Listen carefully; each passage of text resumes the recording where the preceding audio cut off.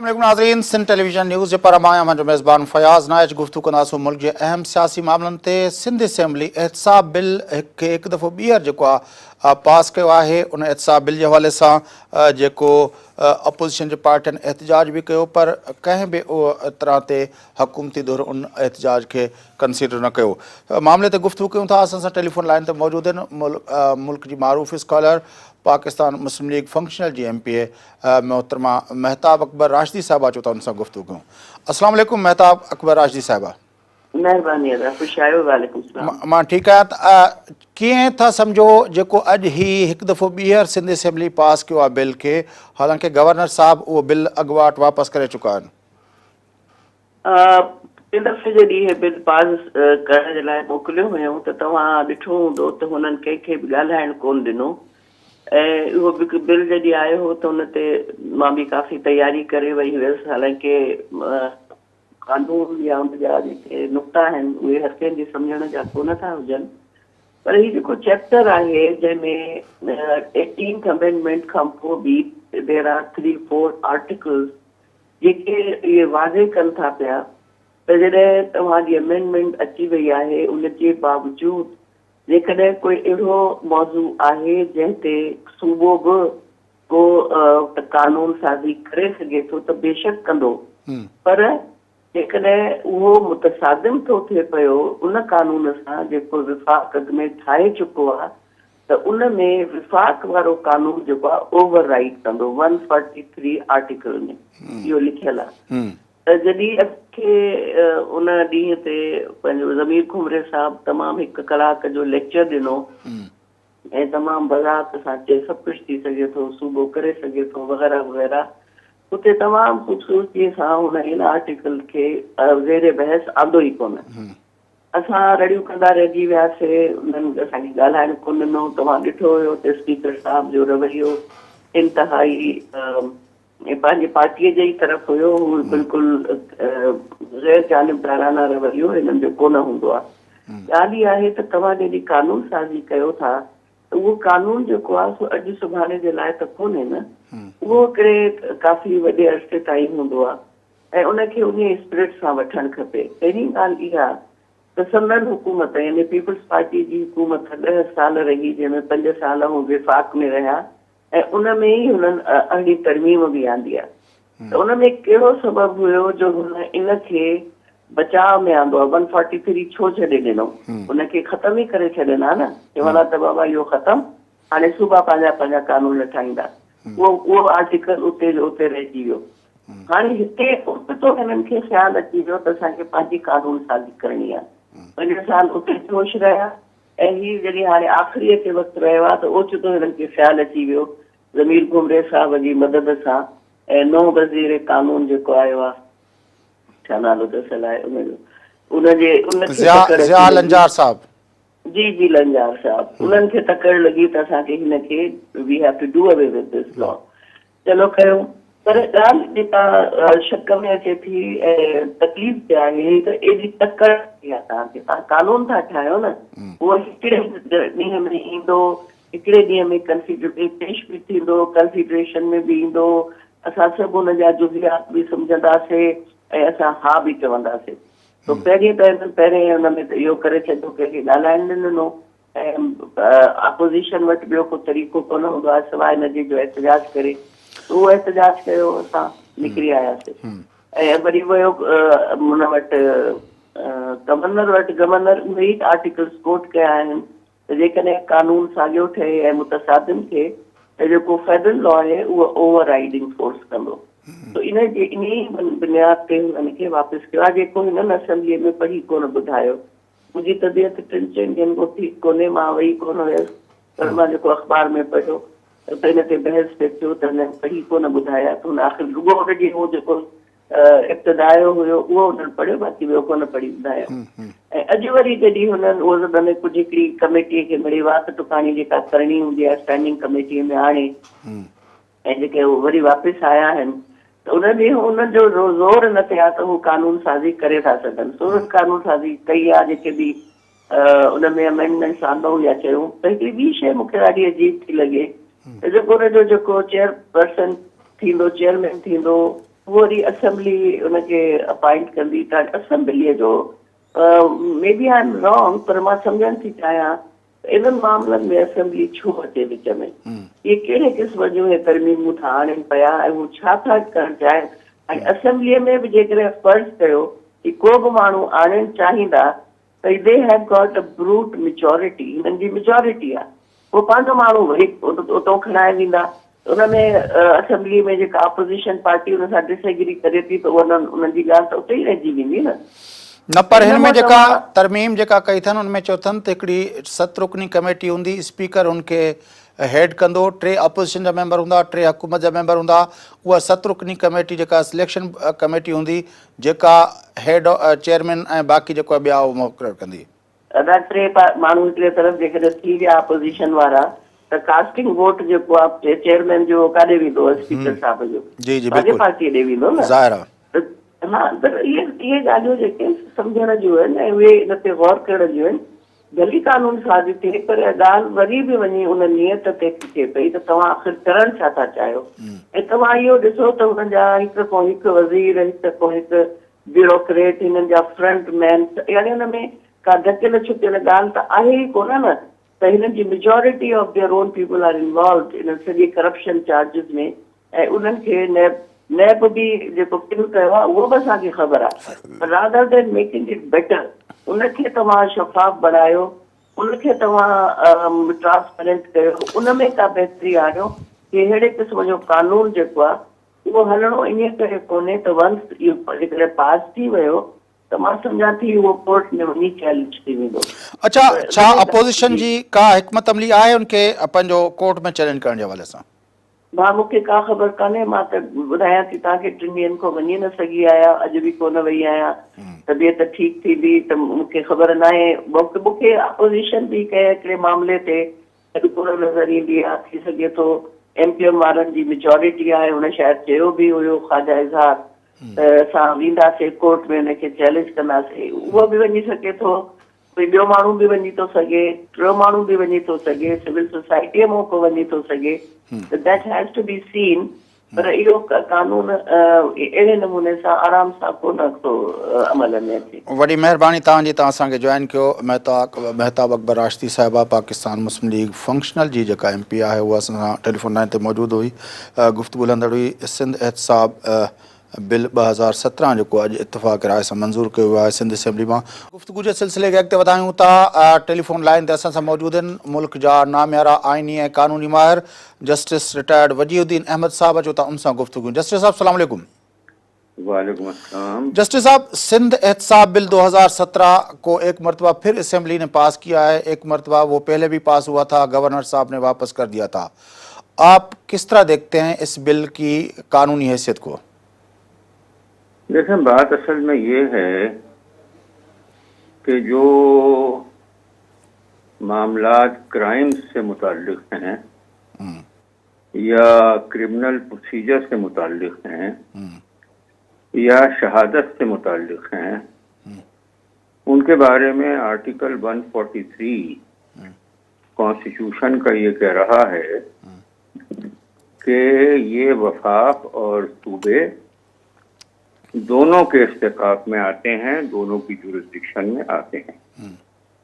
एक और कॉन्स्टिट्यूशन का प्रोविजन ये है कि किसी भी ऐसे कानून की मौजूदगी में जो वफाक ने बनाया है और जो वफाक को बनाने का इख्तियार है, उस पर अगर कोई कानून पहले से सूबे का मौजूद है तो वो खत्म हो जाएगा और आइंदा भी कोई ऐसा कानून सूबे नहीं बनाएंगे जो कि वफाक के इस्तेकाफ में आता है, जुरिस्डिक्शन में आता है। अब ये मामला, जैसे मैंने आपसे अर्ज किया कि आर्टिकल 143 में क्राइम, क्रिमिनल प्रोसीजर और एविडेंस, ये तीनों मामलात वफाक की जुरिस्डिक्शन में भी हैं और सूबे की जुरिस्डिक्शन में भी।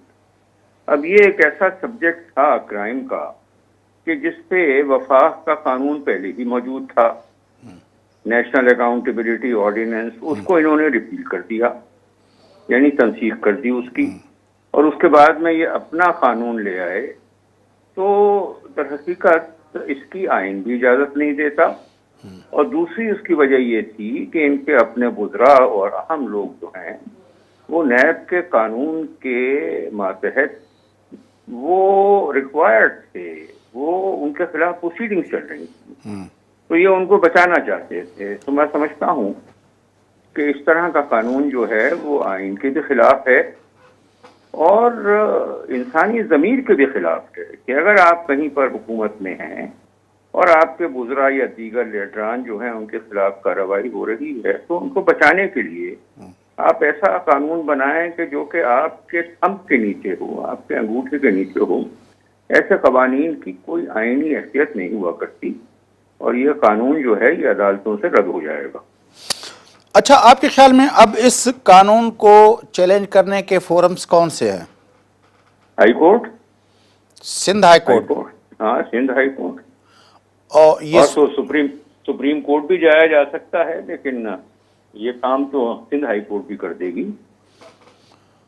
اچھا، آپ اس کے لیے کیا آپ کے خیال میں اگر کوئی اس کے خلاف قانون اپنا پٹیشن داخل کرے گا یا اس کو سو موٹو بھی لے سکتی ہے کہ یہ اپنا سپریم کورٹ یا کوئی فورم لے سکتا ہے اس کو؟ سپریم کورٹ تو سو موٹو لے سکتی ہے لیکن ہائی کورٹ میں پٹیشن فائل کرنی پڑے گی. اچھا، اب آپ کے خیال میں یہ قانون جو ہے 143 کو آپ کوٹ کر رہے ہیں، اس کے حساب سے یہ سندھ اسمبلی اس طرح کا قانون نہیں بنا سکتی ہے، بالکل واضح ہے. جی بالکل. بڑی مہربانی اپنا جسٹس وجی الدین احمد صاحب، آپ نے ہمیں جوائن کیا. ناظرین، جسٹس وجی الدین احمد اساں گڈو ان کا پہریں Mahtab Akbar Rashdi Pakistan Muslim League Functional G M P اساں گڈو ہوئی. تاں گفتگو بنی جی ٻدھی ت آئین جو آرٹیکل 143 جیکو ہے وہ ان ॻाल्हि जी इजाज़त नथो ॾिए ऐं उन में वाज़े तौर लिखियलु आहे त जेकॾहिं अहिड़ो क़ानून को हिकिड़ो मसइलो जंहिं ते क़ानून सूबनि जो पंहिंजो मजलिस शूरा यानी क़ौमी असम्बली को बिल पास करे थी, को क़ानून पास करे थी, उन क़ानून जे टकराव में को बि सूबाई क़ानून ठाहे नथो सघिजे या उन क़ानून जी जॻह ते ॿियो को सूबाई लॉ आणे नथो सघिजे. उन्हनि मामलनि ते ख़ासि तरह जेको क्रिमिनल प्रोसीजर्स ऐं जेके ॿिया मामला असांखे जस्टिस वजी उद्दीन अहमद साहब ॿुधाए पिए.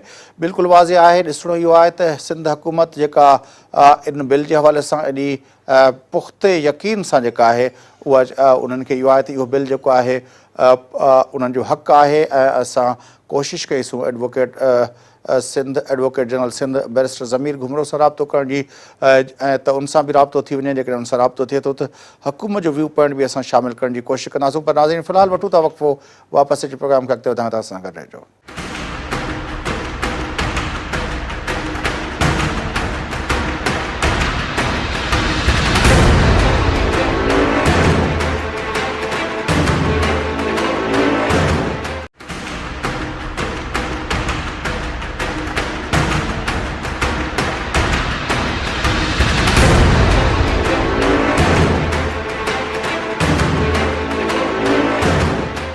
Welcome back. नाज़रीन, अचो त गुफ़्तगू जे सिलसिले खे अॻिते वधायूं. गुफ़्तगू जो सिलसिलो जेको आहे खणी था हलूं कराची शहर ॾांहुं. कराची शहर जेको सिंध जी राजधानी आहे ऐं पाकिस्तान जो सभ खां वॾो शहर आहे ऐं न सिर्फ़ु पाकिस्तान जो सभ खां वॾो शहर आहे बल्कि पाकिस्तान जो इक़्तिसादी मर्कज़ ऐं पाकिस्तान जो गेटवे उनखे चयो वेंदो आहे. उन शहर जे हवाले सां काफ़ी अरसे खां वठी उन जे शहर जे अंदरि जेका अमन अमान जी ख़राबु सूरत हाल रही आहे, उन ख़राबु सूरत हाल जे करे हिते जेका टारगेट किलिंग ऐं उनखां अलावा भत्तेखोरी जा वॾा वाक़िया थिया जंहिं शहर जे जेको आहे अमन अमान खे न सिर्फ़ु तबाह कयो बल्कि शहर जी इक़्तिसादी सूरत हाल ते बि उनजा तमामु घणा मनफ़ी असर पिया.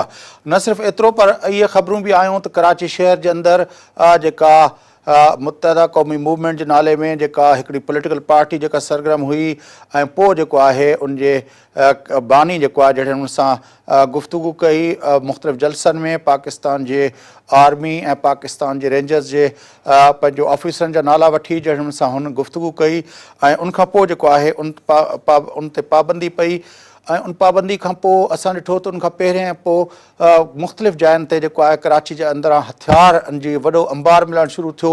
उहो हथियार जंहिंजे बारे में पाकिस्तान जे सिक्योरिटी इदारनि जो चवणु इहो हो त इहो हथियार बिल्कुलु इन लेवल जो हथियार आहे जो चओ त कंहिं जंग जी तयारी कई वई आहे, का मुल्क सां जंग जी तयारी कई वई आहे. ऐं उनखां अलावा जेको आहे कुझु अर्सो पहिरें जेकॾहिं 90 जे ॾहाके में ॾिसूं त इहा साॻी असांजे इदारनि जी जेका कार्रवाई में जनाहपुर जे नक्शनि जी ॻाल्हि कई वई ऐं इहो जेको सॼो कनेक्टिविटी आहे जनापुर जे नक्शनि जी, पोइ हितां पंहिंजो नेटो जे टैंकरनि जे नेटो जेको आहे पंहिंजो कंटेनर जे गुम थियण जी ऐं उन कंटेनर जे गुम थियण खां पोइ हथियारनि जी वॾी खेप मिलण जी, इहे समूरा सिलसिला ॿुधाइनि था त कराची जे अंदरि बहरहाल का न का जेका आहे हिकिड़ी मुल्क जे ख़िलाफ़ का वॾी साज़िश हुई जंहिं ते अमल थींदो रहियो। बदकिस्मती इहा आहे त उन साज़िश जे हवाले सां जॾहिं उहे साज़िश कंदड़ अंसर जेके आहिनि उहे वाज़े थी बीह रहिया, मुतहदा बानी जे नाले सां जेको हिकिड़ो साज़िशी टोलो हुयो, उनजे इर्द गिर्द जेको टोलो हुयो उहो जॾहिं वाज़े थी बीह रहियो त उन टोले में शामिल जेके माण्हू हुआ उन्हनि मुख़्तलिफ़ रंग बदिलणु शुरू कया ऐं मुख़्तलिफ़ नालनि सां उन्हनि पंहिंजी एक्टिविटीज़ शुरू कई। पर अॼु बि जेको आहे कराची जे अंदरि इन तरह जा अंसर जेके आहिनि उहे मुख़्तलिफ़ वक़्तनि ते हथु अचनि था ऐं रेंजर्स उन हवाले सां अॼु जेको आहे रेंजर्स जे तर्जुमान कर्नल कैसर जेको आहे प्रेस कॉन्फ्रेंस कई आहे। कर्नल कैसर जो चवणु इहो त 17 जुलाई ते जेको आहे औरंगी वारे इलाइक़े में 2 ॼणनि खे जेको आहे टारगेट किलिंग वसीले मारियो वियो, जेके ॿई जेके आहिनि PSP जा कारकुन ॼाणाया वञनि था। उन्हनि कारकुननि जे कातिलनि खे अॼु हुन गिरफ़्तार करण जी ॻाल्हि कई। उहे कातिल जेके जंहिंमें मोहम्मद रहीम, मोहम्मद दानिश शामिल आहिनि ऐं उन्हनि जे बारे में इहा ख़बर पई आहे त उन्हनि जॾहिं इहा सॼी कार्रवाई कई त उन कार्रवाई करण खां पोइ उन्हनि जॾहिं 2 ॼणनि खे क़तलु कयो, उनखां पोइ लंडन मां उन्हनि खे कॉल आई जंहिंमें उन्हनि खे मुतहदा बानी पाण हुननि खे शाबस ॾिनी ऐं उन्हनि जे बारे में ॿुधायो थो वञे त उन्हनि जी कनेक्टिविटी जेका आहे साउथ अफ्रीका जे जेको आहे पंहिंजो हिकिड़े रैकेट सां हुई, जिते जंहिंसां उन्हनि जो वास्तो हुयो साउथ अफ्रीका जे पंहिंजो दहशतगर्द हिकिड़ो नेटवर्क आहे उन्हनि सां। इहे समूरा मामला जेके आहिनि काफ़ी अरसे खां वठी मंज़र आम ते ईंदा रहनि था त साउथ अफ्रीका में इन तरह जो हिकिड़ो गिरोह हिकिड़ो वॾो नेटवर्क आहे जेको उते मौजूदु आहे, जेको लंडन में वेठल मुतहदा बानी अल्ताफ़ हुसैन जे चवण ते कराची जे अंदरि कार्रवायूं कंदो रहे थो। पर असांजे हुकूमतुनि असांजे इदारनि जेको आहे हेल्थ ताईं जेका कोई बि कार्रवाई कयूं आहिनि उनमें हेठीं सतह जा जेके आहिनि उहे माण्हू गिरफ़्तार कया वञनि था। उन्हनि खे ख़बर न आहे सज़ाऊं कनि खे केतिरियूं आहियूं केतिरनि खे न आहियूं।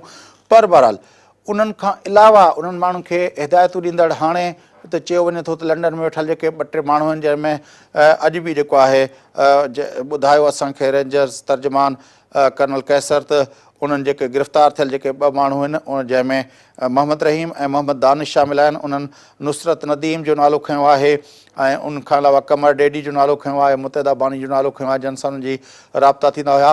पर बहरहाल उनखां पहिरें जॾहिं इहे कराची शहर जे अंदरि एॾियूं वॾियूं वारदातूं थियूं पए, कराची शहर जे अंदरि जॾहिं एॾी टारगेट किलिंग थी पए, कराची शहर जे अंदरि जॾहिं करोड़ें रुपयनि जो भत्तो जेको उगाड़ियो वेंदो हुयो, उहो सॼो नेटवर्क जेको हलंदो हुयो उन नेटवर्क खे ज़ाहिर आहे हितां जेका उन वक़्तु जेका आहे मुतहदा क़ौम मूवमेंट जी क़यादत हुई, जेका हाणे पाण खे मुतहदा क़ौम मूवमेंट पाकिस्तान करे चुकी आहे, या उन मां कुझु जेके आहिनि माण्हू जेके आहिनि उहे PSP जे उन में हलिया विया आहिनि, उहे सभई ॼण चओ त 22 अगस्त ते जॾहिं मुतहदा बानी जेको आहे पाकिस्तान जे ख़िलाफ़ु नफ़रत अंगेज़ तक़रीर कई, उनखां पोइ उन्हनि इहो ऐलान कयो। उनखां पोइ ॼण चओ त उन ऐलान सां ई उहे सभु धोपिजी पास थी विया ऐं उन्हनि मां कंहिं बि माण्हू खे उनजो पुराणा जेके जुर्म थिया, जेके क़तल थिया, जेके भत्या उगाड़िया विया, उन्हनि सभिनी पंहिंजो इल्ज़ामनि खां आजो ॼण चओ त करार ॾिनो वियो। छाकाणि त हेल्थ ताईं कराची शहर जे अंदरि जेकी एॾी वॾी तबाही आई आहे उन तबाही जे हवाले सां कुझु अरसो अॻु में असांखे जेको नज़र आयो PSP जे सरबराह मुस्तफ़ा कमाल जेको आहे अॻूणे गवर्नर इशरतुल इबाद जे हवाले सां जेके इंकिशाफ़ कया त उहो जेको भत्ताखोरी ऐं पंहिंजो चाइना कटिंग जे हवाले सां जेको पैसा हुया उहो गवर्नर हाउस में वेंदा हुआ, जंहिं ते मुस्तफ़ा कमाल जे ख़िलाफ़ बि गवर्नर जेको उन वक़्तु सिटिंग गवर्नर जे तौर ते इशरतुल इबाद साहिबु रद्दअमल ॾेखारियो हुयो।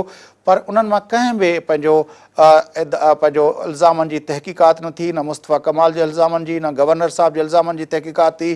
पर असांखे यादि आहे जॾहिं मुस्तफ़ा कमाल कराची जो सिटी नाज़िम हुयो, उन वक़्तु मुस्तफ़ा कमाल ऐं पंहिंजो गवर्नर इशरतुल इबाद जेके आहिनि ॿई अल्ताफ़ हुसैन जा तमामु वेझा माण्हू सम्झा वेंदा हुआ। पर आख़िर वक़्त में उन्हनि न सिर्फ़ु अल्ताफ़ हुसैन खां पंहिंजो रस्ता अलॻि कया, पर पाण में बि ॿिन्ही जी जेको तालुकात आहिनि उनमें काफ़ी थी। पर रियासती इदारनि जेका बुनियादी ज़िम्मेवारी हुई उन में असांखे हिते हिकिड़ो झोल नज़र अचे थो त इन्हनि समूरनि जे मामलनि जे बारे में तहक़ीक़ात कान थी। सहूलत मिर्ज़ा जेको फांसी चढ़ी वियो, फांसी जे घाट में उनजी जेका एतिराफ़ी बयानु जेको रिकॉर्ड कयो वियो, उनजी वीडियो साम्हूं आई। उन वीडियो में जेके इंकशाफ़ कया विया, जिन माण्हुनि जा नाला खयां विया, जंहिंजे हिदायतुनि ते सॼी कराची जे अंदरि टारगेट क्लिक थींदी हुई, जंहिंजे हिदायतुनि ते जेको आहे उहा समूरी कार्रवाई थींदी हुई, उन्हनि मां बि कंहिं बि माण्हू जो जे ख़िलाफ़ का तहक़ीक़ात कान थी। ईअं ई असांखे नज़र आयो त बल्दिया फैक्ट्री जो सान्हो थियो, उन जूं हिदायतूं कहिड़ियुनि माण्हुनि ॾिनियूं, उहे बि नाला मंज़र आम ते आया, पर उन्हनि जे हवाले सां बि असांखे रियासती इदारनि ऐं क़ानून लागू कंदड़ इदारनि तोड़े असांजे इंसाफ़ पहुचाईंदड़ इदारनि जेके आहिनि उन्हनि हवाले सां का बि कार्रवाई न कई। कराची जो अलमियो इहो आहे त कराची जे अंदरि जेको जेको ॾोह थियो आहे, जंहिं माण्हू जेको ॾोह कयो आहे, ॼण छो त उहो ॾोह उनखे फबी थो वञे। उन हवाले सां जेके हेल्थ ताईं कार्रवायूं थियनि थियूं पियूं, उहे कार्रवायूं हेठी सतह जे ॾोहारियुनि जे ख़िलाफ़ त ऑपरेशन थिए थो पियो, पर उन्हनि ऑपरेशन उन नेटवर्क खे मुख़्तलिफ़ वक़्तनि ते जेके मुख़्तलिफ़ माण्हुनि हलायो पए, उन्हनि माण्हुनि खे ॼण चओ त सिर्फ़ु उन नेटवर्क खां जुदा करे या वक़्ती तौर ते उनखे पासीरो करे ॼण चओ त उन्हनि खे क्लीन चिट ॾिनी वई आहे। इहा सूरत हाल जेका आहे उहा यकीनी तौर ते इन करे बि अहम आहे त पाकिस्तान में काफ़ी अरसे खां वठी हिकिड़ी जेको नुक़्तो आहे जंहिं ते बहस लहंदो आहे त मुल्क जे अंदरि रूल ऑफ लॉ यानी कानून जी हुकुमरानी जेका आहे उहा क़ाइमु न थी सघी आहे, जंहिंजे करे कानून जेको आहे उहो कमज़ोर माण्हुनि लाइ त काफ़ी सघारो हुजे थो, पर ताक़तवर माण्हू कानून जे अॻियां उन्हनि जे अॻियां जेको आहे इंतिहाई बेवस नज़र अचे थो। कराची शहर जो सॼो मंज़रनामो इन ॻाल्हि जी शाहिदी ॾिए थो त कराची शहर जे अंदरि गुज़िरियल 3 ॾहाकनि खां वठी 80, 90 ऐं पंहिंजो 90 खां पोइ हिन सदी जेको 1.5 ॾहाको आहे, उन 35 सालनि जे अंदरि जेको कुझु थियो आहे कराची जे अंदरि, उन में कराची जे हवाले सां जेके ॾोह थिया, जेके क़तल थिया, जेके दंगा थिया, जेके फ़साद थिया, जेके भत्ताखोरी थी, उन समूर ऐं जेको हथियार गॾु कयो वियो ऐं उहो हथियार उनमें जेको मुख़्तलिफ़ जेको आहे लॉ एनफोर्सिंग एजेंसी जे माण्हुनि खे टारगेट कयो वियो। 90 जे ॾहाके में जन पुलिस ऑफिसरनि जेके कराची ऑपरेशन में हिसो वरितो, उन मां हिकु पुलिस ऑफिसर खे ॻोल्हे जेको आहे शहीद कयो वियो, पर उन्हनि शहीद पुलिस ऑफिसरनि जे केसनि में बि कंहिं बि ॾोहारी खे उन ॾोहारी खे जंहिं उहा सॼी साज़िश ठाही हुजे, जेको उन ते हिदायतूं ॾींदो हुजे, उन मां कंहिं बि माण्हू खे जेको आहे अॼु ॾींहं ताईं का सज़ा न आई आहे। इहा सॼी सूरत हाल ॿुधाए थी त कराची जे अंदरि अमन जो जेको ही पखी आहे, जेको अमन जो जेको ही पीरियड आहे उहो आर्ज़ी आहे, छाकाणि त जेसि ताईं कराची जे अंदरि उन बुनियादी ॾोह जी जेका सरपरस्ती कंदड़ जेके धुरियूं, जेके क़ुवतूं, जेके फ़र्द ऐं जेके गिरोह जेके उनमें मुलविस हुआ, जेसि ताईं उन्हनि जे मथां जेको आहे कार्रवाई नथी थिए, उन्हनि खे जेको आहे कानून जे अॻियां अकाउंटेबल या कानून जे अॻियां जवाबदार बणाए पेश नथो थिए ऐं उन्हनि जे मथां उन्हनि जो जेको हिकिड़े कानूनी तरीक़ेकार मुताबिक़ ट्रायल करे उन्हनि खे जेको आहे सज़ाऊं नथियूं अचनि, तेसि ताईं कराची जे अंदरि जेको ही अमन जी फ़िज़ा आहे उन जे बारे में का बि यकीन दहानी नथी कराए सघिजे त कराची जो अमन इहो केसि ताईं बहाल रहंदो। कराची जे अंदरि इन समूरे गुज़िरियल 3-4 ॾहाकनि जे अंदरि जेको कुझु थियो आहे, उनमें जेको ॾोह थियो आहे, जेको वाक़िया थिया आहिनि, उन वाक़ियनि जे पुठियां जेके बि जेके क़ुवतूं रहियूं आहिनि ऐं जेके फ़र्द रहिया आहिनि, उन्हनि समूरनि जे मथां ट्रायल कयो वञे। उनखां सवाइ इंसाफ़ जूं तक़ाज़ाऊं पूरियूं कोन थींदियूं। जेसि ताईं इंसाफ़ जूं तक़ाज़ाऊं पूरियूं कोन थींदियूं, तेसि ताईं रूल ऑफ लॉ एस्टेब्लिश कोन थींदो, ऐं जेकॾहिं एॾे वॾे शहर जे अंदरि रूल ऑफ लॉ एस्टेब्लिश न थींदो त पोइ अॻिते उते अमन जो क़याम जेको आहे उनजी बि का यकीन दहानी या का ख़ातिरी नथी कराए सघिजे। नाज़रीन, वक़फ़ो वठूं था, वक़फ़े खां पोइ मोटी अची गुफ़्तगू कंदासूं अमरीका पारां जेके सैंक्शन्स लॻायूं वियूं आहिनि पंहिंजो ईरान, रशिया ऐं नॉर्थ कोरिया जे हवाले सां अमरीका जे ऐवान नुमाइंदगान उन हवाले सां बिल मंज़ूर कयो आहे। उन ते गुफ़्तगू कंदासूं। मिडल ईस्ट इंस्टीट्यूट जा सीनियर फेलो वॉशिंगटन DC मां डॉक्टर ज़ुबैर इक़बाल असां गॾु हूंदा, उन सां गुफ़्तगू कंदासूं इन मंज़रनामे ते। असां गॾु रहिजो।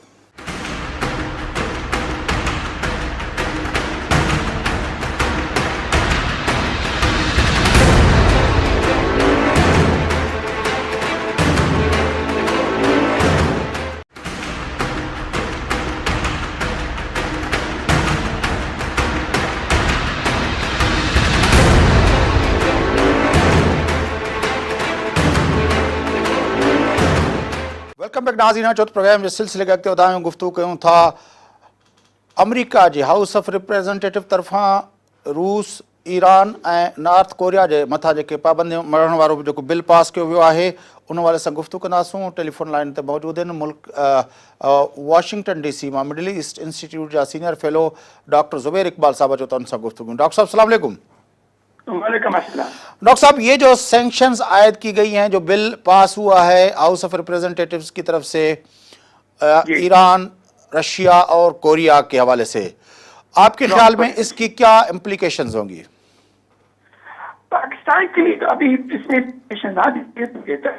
वो कि ये तीन ममालिक जो हैं उनके साथ अमेरिका के काफी डिस्प्यूट्स हैं और इसी इन डिस्प्यूट्स की बेसिस पर उनको ये फैसले करने पड़े।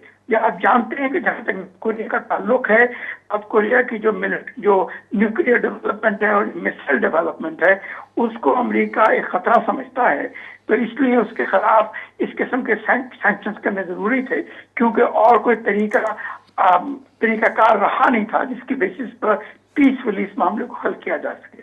दूसरी, जहां तक रशिया का ताल्लुक है, आपको मालूम है कि जहां तक रशिया का ताल्लुक है उसके मुताबिक ये कहा जाता है कि रशिया ने अमेरिका के इलेक्शंस में इंटरफेयर किया था और उसके साथ साथ वो इस किस्म की पॉलिसी चला रहे हैं जिसकी वजह से अमेरिकन इंटरेस्ट खास तौर पे जो मिडल ईस्ट में और यूरोप में जिन पे असर होता है, जिसमें यूक्रेन और सीरिया वगैरह शामिल हैं, इसीलिए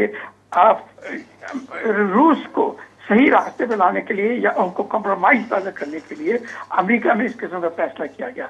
याद रहे कि जो फैसला है ये गवर्नमेंट नहीं चाहती थी, लेकिन कांग्रेसमैन चाहते थे, और अब देखिए क्या होता है। उम्मीद यही है कि इसके ऊपर सिग्नेचर्स हो जाएंगे और सेनेट भी अप्रूव कर देगी, क्योंकि ये एक ज्वाइंट बिल था, तो इसलिए ये एक लॉ बन जाएगा। जहां तक ताल्लुक है ईरान का, आपको मालूम है कि ईरान और अमेरिका की जो रिलेशनशिप है वो सर्द और गर्म होती रही है। आज आपको मालूम है कि अमेरिका ने बड़ी कोशिश की थी और इनफैक्ट अमेरिका ने अपनी पॉलिसी बदल दी थी आज से 4-5 साल पहले कि वो मिडल ईस्ट में अपने इंटरेस्ट को बड़ी हद तक ईरानी इंटरेस्ट के साथ ज्वाइन करने के तैयार हो गए थे, क्योंकि वो ये उम्मीद रखते थे कि ईरानी जो है वो इस्लामिक स्टेट और अलकायदा वगैरह के खिलाफ हैं, जिसकी वजह से अमेरिका के इंटरेस्ट और ईरानी इंटरेस्ट कन्वर्ज होते हुए नजर आ रहे थे। लेकिन क्योंकि ईरान में इस इलेक्शन के बाद बावजूद कि लिबरल किस्म के लोग हुकूमत में आए हैं, जो पॉलिटिकल डायमेंशन है वो इस तरह की है कि वो ज्यादा से ज्यादा रूस की तरफ जा रहे हैं और अमेरिकी इंटरेस्ट के खिलाफ मिडल ईस्ट में काम कर रहे हैं। इसलिए अमेरिका को ये करना पड़ा। ये पॉलिसी मैं नहीं समझता कि अच्छी पॉलिसी है, क्योंकि इसकी वजह से शॉर्ट टर्म में तो फायदा होता है, लेकिन जो अमेरिका के मीडियम और लॉन्ग टर्म मकासद हैं उनके ये खिलाफ है। इसलिए ये पॉलिसी बेहतर तो नहीं है, लेकिन अब this is the way it is. यहाँ की कांग्रेसमैन इसी तरीके से सोचते हैं, तो उन्होंने ये जो रेजोल्यूशन जो लॉ पास किया है उसके बेसिस पर इन तीनों ममालिक के खिलाफ सैंक्शंस लगाई जाएंगी।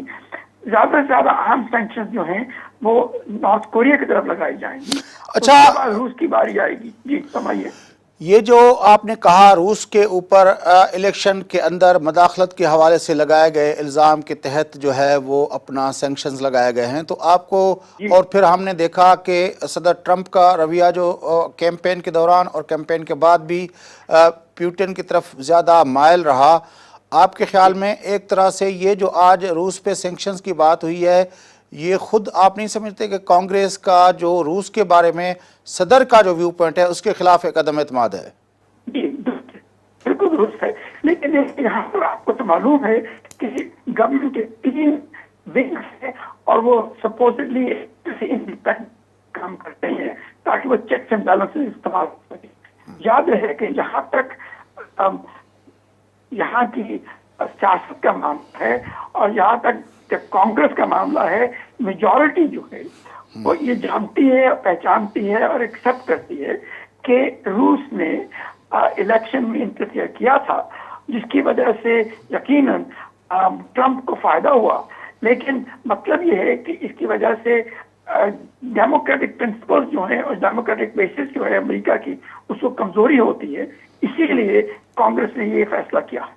अच्छा, हेल्थ केयर बिल पे जो अपना प्रेसिडेंट ट्रंप की जो पॉलिसी है वो भी उसमें कामयाब नहीं हो रहा है। अभी उसको रिपील करने के हवाले से जो उसका व्यू पॉइंट है उसमें भी उसको सपोर्ट नहीं मिल रही।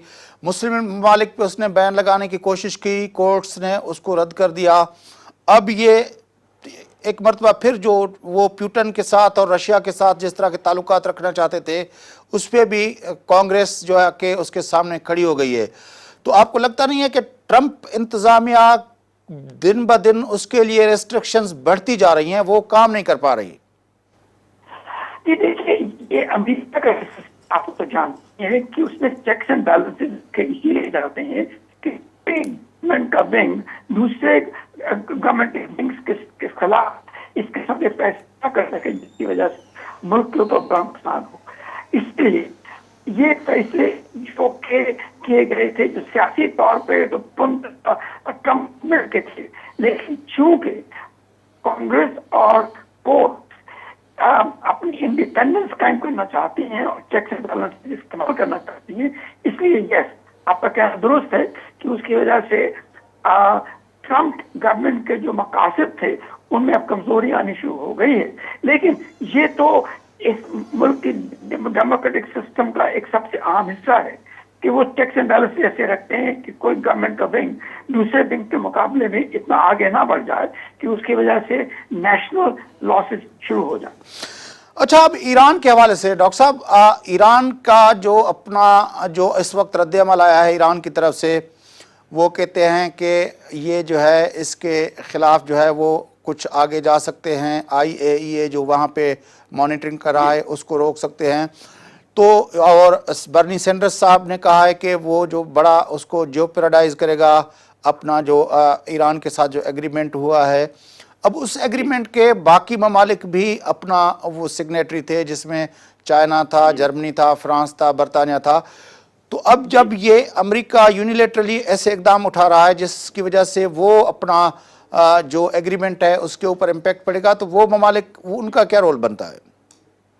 यकीन है कि हम इसीलिए सोच सकते हैं कि इस किस्म की जो सैंक्शंस लगाई जाएंगी तो इतनी इफेक्टिव नहीं होगी, क्योंकि दूसरे ममालिक हैं जो P5+1 जिनको कहते हैं, वो मुल्क तो इसके लिए तैयार नहीं होंगे कि वो भी सैंक्शंस लगाएं।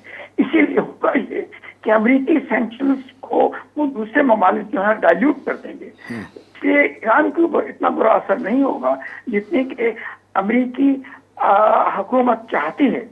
और याद रहे कि ये इन सैंक्शंस के दो पहलू हैं, एक तो सिंबलिज्म है और दूसरा मटेरियल है। यहाँ पे सिंबलिज्म का ताल्लुक है, अमेरिका यकीनन लोकली इससे फायदा उठाएगा, लेकिन मटेरियली स्पीकिंग या सब्सटेंशियली स्पीकिंग इसका ईरान के ऊपर कोई खास बुरा असर नहीं होगा। लेकिन इसके साथ साथ ये भी कहता चलूं कि याद रहे कि इन किस्म की सैंक्शंस की वजह से और खासतौर पर जो इकोनॉमिक एक्शंस लिए जाएंगे उनकी वजह से अनसर्टेनिटी पैदा होगी।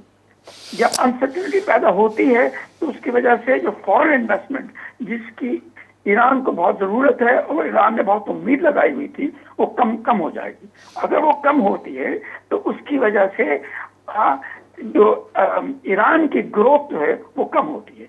जैसे मैंने पहले अर्ज किया, अगर वहां पर यह ग्रोथ कम होती है तो उसकी वजह से जो वहां पर एक्सट्रीमिस्ट राइटिस्ट किस्म के ग्रुप हैं जिनमें के रेवोल्यूशनरी गार्ड शामिल हैं, उनकी पोजीशन मजबूत हो जाती है। जैसे ही उनकी पोजीशन मजबूत तर होती है तो उसकी वजह से अमेरिका के जो मीडियम और लॉन्ग टर्म मकासद हैं उनमें मुश्किलात पैदा होनी शुरू हो जाएंगी। लेकिन डॉक्टर साहब, मिडिल ईस्ट के अंदर जो इस वक्त अमेरिकी अपना सिक्योरिटी पॉलिसी के हवाले से जो मिडिल ईस्ट के अंदर सबसे बड़ा दुश्मन जिसको कहा जाता है वो तो दाइश को कहा जा रहा है। और दाइश के खिलाफ अगर प्रैक्टिकली कोई मुल्क काम कर रहा है तो या तो वो असद गवर्नमेंट कर रही है या ईरान गवर्नमेंट कर रही है। बाकी मुल्कों से तो दाइश को फंडिंग ही हो रही है। ये तो खैर आई डोंट नो दुरुस्त है, लेकिन मैं ये सोचता हूँ दाइश ताल्लुक है उसको काफी कमजोरी हुई है और वो मूवमेंट में शायद रहे, लेकिन वो एक फोर्स के तौर पर ईरानी और अमेरिकी मकासद हैं उनमें कन्वर्जेंस खत्म होनी शुरू हो गई है और अब डाइवर्जेंस पैदा होनी शुरू हो गई है। इसीलिए ये अर्ज कर रहा था कि आइंदा देखना ये जरूरी है कि अगर इन दोनों ममालिक के मकासद एक तरफ नहीं जा रहे तो फिर जाहिर है कि इनके दरमियान कॉन्फ्लिक्ट पैदा होगा, और इसी कॉन्फ्लिक्ट को देखते हुए इस किस्म की सैंक्शन लगाई जा रही हैं। जहां तक आपने ये फरमाया कि दाइश की इफेक्टिवनेस, जो दाइश है वो एक फोर्स है जिसके लिए दोनों अमेरिका और ईरान एक तरफ है, या यकीनन एक वक्त में वो एक ही तरफ थे और अभी भी कुछ मामलों में एक ही तरफ है। लेकिन याद रहे कि जहां पे दाइश का ताल्लुक है वो एक पॉलिटिकल मूवमेंट है, वो रिलीजियस मूवमेंट नहीं है। तो उसको खत्म करने के लिए वहां पर पॉलिटिकल सोल्यूशन पैदा करने होंगे। अब जहां तक मिलिट्री का मामला था वो तो हो चुका। इस्लामिक स्टेट या दाइश जो एज ए मिलिट्री फोर्स जो है, एज ए मिलिट्री थ्रेट, वो तो कमजोर हो गई है। अब तो मुश्किल ये आ जाती है कि अगर उनको दोबारा उन मुल्कों में इंटीग्रेट करना है तो उसके लिए क्या फैसले करने होंगे और वो कौन से ममालिक हैं और वो कैसे करेंगे। उनमें ईरान भी शामिल है, उसमें इराक भी शामिल है, उसमें दूसरे ममालिक भी शामिल है। जहाँ तक शाम का ताल्लुक है, सीरिया का ताल्लुक है, वो तब इस मुकाम पे पहुंच चुका है कि वो एक मुल्क भी नहीं रहा। तो इसलिए वहाँ कुछ होता या ना होता उसको खास फर्क नहीं पड़ेगा। अच्छा, यूरोपीय यूनियन ने रशियन सैंक्शंस के हवाले से एतराज़ात कर दिए हैं। आपके ख्याल में ये अपना बड़ा सेटबैक है ट्रंप इंतजामिया के लिए? तो देखिए, ये तो बहुत से पहले मालूम था कि अगर अमेरिका ऐसे की वजह से सैंक्शंस लगाई जाती हैं रशिया पे, तो सैंक्शन खासतौर पे एनर्जी के सेक्शन में होंगी और फाइनेंशियल सेक्शन में होंगी, जिसकी वजह से यकीनन जो वो मुल्क जो रूस से अपने फाइनेंशियल ट्रांजैक्शन कायम रखते हैं और वहां से ऑयल और गैस इंपोर्ट करते हैं, उनके ऊपर बुरा असर पड़ सकता है। लेकिन ये तो ठीक है। देखिए, ये जब इस किस्म के फैसले किए जाते हैं तो आप उसमें हर किस्म के ऑप्शन को देखते हैं और हर किस्म के ऑब्जेक्टिव को देखते हैं। यकीनन इसकी वजह से कुछ यूरोपीय ममालिक के ऊपर बुरा असर पड़ेगा, लेकिन अल्टीमेटली यूरोपियन ममालिक को ये एक्सेप्ट करना पड़ेगा और उनको भी थोड़े बहुत कंप्रोमाइज करने होंगे, जिसकी वजह से वो फिर हो सकता है कि रूस की तरफ ज्यादा कोऑपरेशन या ज्यादा सपोर्ट करने के लिए तैयार हो जाएं, ताकि उनके और रशियन जो कॉमन इंटरेस्ट हैं उनके ऊपर बुरा असर ना पड़े। बड़ी मेहरबानी डॉक्टर साहब, आपने में ज्वाइन किया। नाज़रीन, वाशिंगटन DC में मिडल ईस्ट इंस्टीट्यूट जा senior fellow doctor Zubair Iqbal साहब असां टेलीफोन लाइन ते गॾु हुआ। गुफ्तगू तव्हां ॿुधी अमरीकी हाउस ऑफ रिप्रेजेंटेटिव्स टिनि मुल्कनि जे ख़िलाफ़ जेका उहो सैंक्शन्स जो बिल पास कयो आहे। उन्हनि टिनि मुल्कनि में रूस, ईरान ऐं नॉर्थ कोरिया शामिल आहे। उन सैंक्शन्स जे ख़िलाफ़ रूस ऐं ईरान जी हुकूमतुनि पंहिंजो सख़्तु रद्द अमल ॾिनो आहे, जंहिं ते यूरोपीय यूनियन बि उन सैंक्शन्स जी मुखालफ़त कई आहे। नाज़रीन, इन सां गॾु प्रोग्राम जो वक़्तु पूरो थिए थो। पंहिंजे मेज़बान फयाज़ नाश खे इजाज़त सदाईं गॾु।